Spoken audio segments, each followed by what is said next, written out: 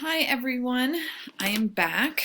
I hope that I didn't keep anybody delayed in this material. It's 8:30 Thursday morning, and I didn't get everything done last night, Wednesday, because I just needed to be done with work. So anyways, we're going to finish up here with chapter 3 in the New Kingdom. So there's this middle period, aptly called the Middle Kingdom, that was a period of unease and unrest.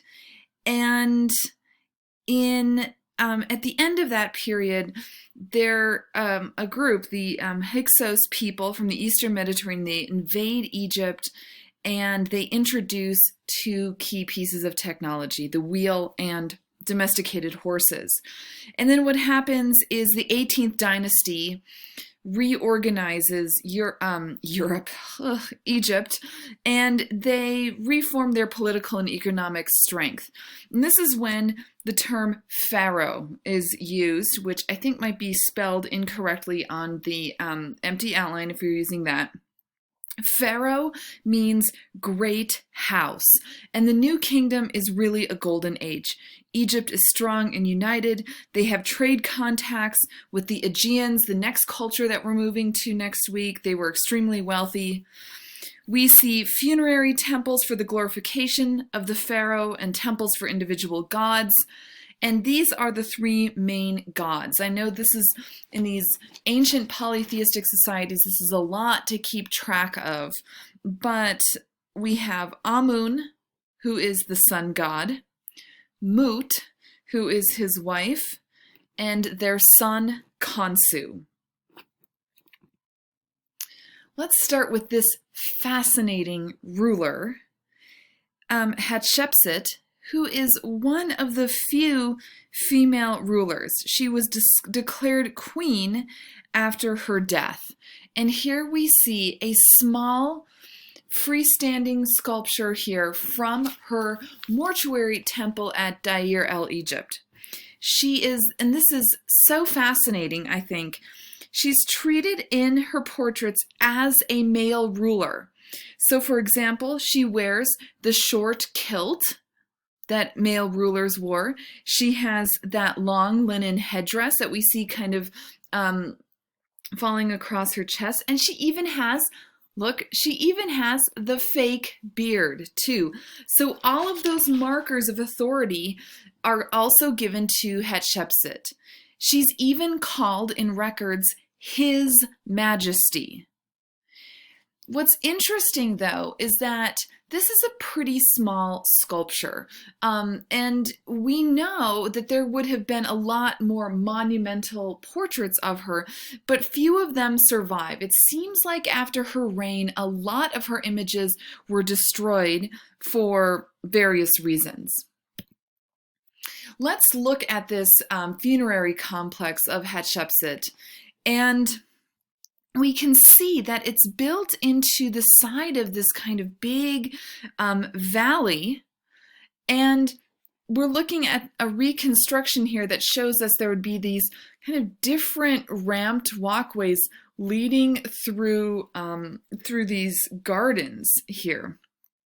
The walkways were also lined with miniature sphinxes, and the complex follows what is known as an axial plan. So an axial plan is aligned on an axis. And look, if we look at here, the main portion here, and then over here on the drawing, we see the main axis moving through the complex right here. So the line of sphinxes, the ramped walkway, up back to the temples themselves.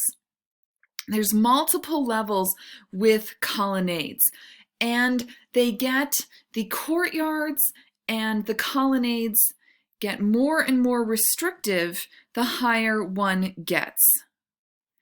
This is different than, this is a very different kind of funerary complex than, for example, the Old Kingdom pyramids at Giza. So funerary architecture has a big shift, makes a big shift in the New Kingdom.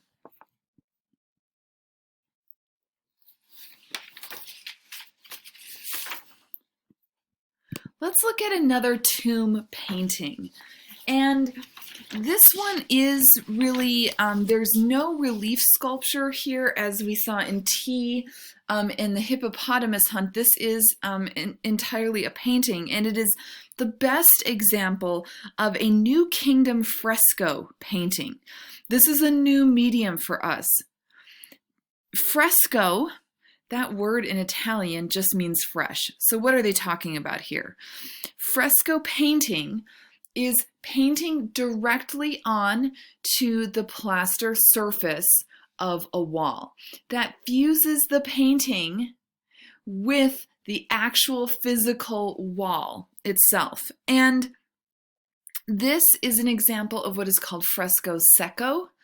Secco means dry. And so fresco secco is painting on dry plaster.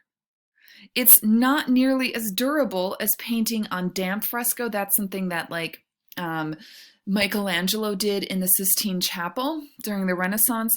But, you know, here we are, how many ever thousands of years later, and it's still vibrant and it is still largely preserved. This is located in a tomb near the necropolis outside of the city of Luxor. And Nebamun here, the main figure, the deceased in this tomb, we know that he is a scribe and a grain counter. And that name, Nebamun, means my Lord is Amun. The tomb is now lost.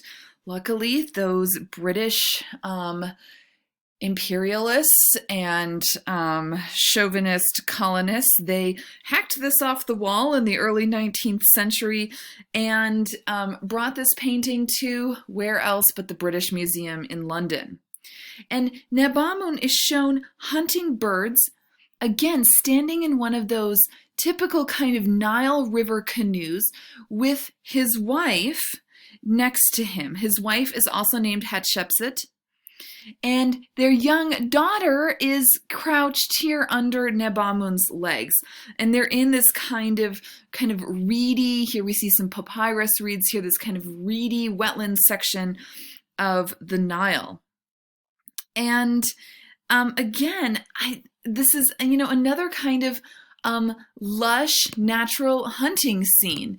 And we can compare that to the tomb paintings from T. I think that, you know, we can make some Old and New Kingdom comparisons here. Let's think about the treatment of the human figure. Very similar in both, this kind of static, stone-like quality, not very lifelike. There's very little sense of energy, even though we have hunting scenes. We also get this sense of just the lush natural life, but of course, and also hierarchical scale in both, twisted perspective in both of the main figures, T here and Nebamun.